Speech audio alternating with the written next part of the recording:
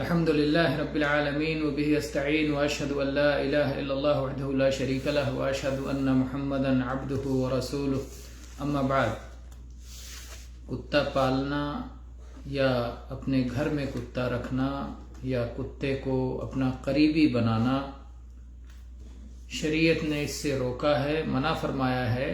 صرف اہم ضرورت کے پیش نظر اس کی اجازت دی ہے، کیونکہ انسان کی صحت و تندرستی کے لیے اس میں انتہائی ضرر اور نقصان ہے، اور اس اعتبار سے بھی کہ فرشتے اس گھر میں داخل نہیں ہوتے جس میں کتے موجود ہوتے ہیں۔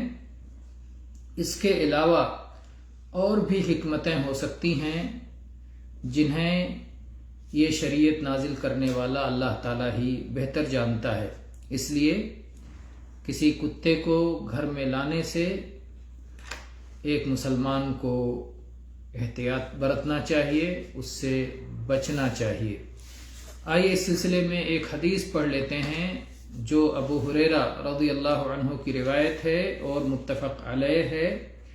صحیح بخاری میں 2322 نمبر پر اور صحیح مسلم میں 1575 نمبر پر ہے۔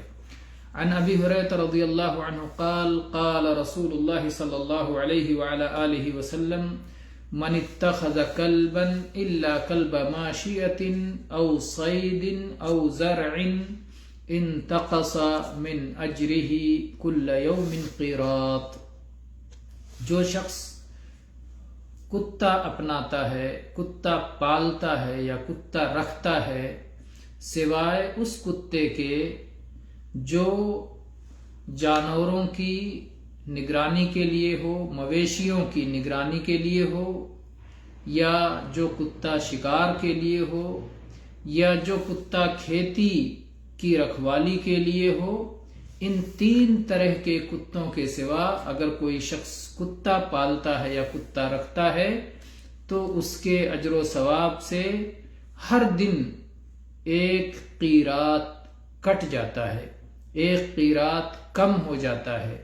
تو یہ اس کی سزا ہوتی ہے کہ 1 قیراط اجر و ثواب کم ہو جاتا ہے بلا ضرورت کتا پالنے کی وجہ سے۔ تو اس لیے ایک مسلمان کو اس سے بچنا چاہیے۔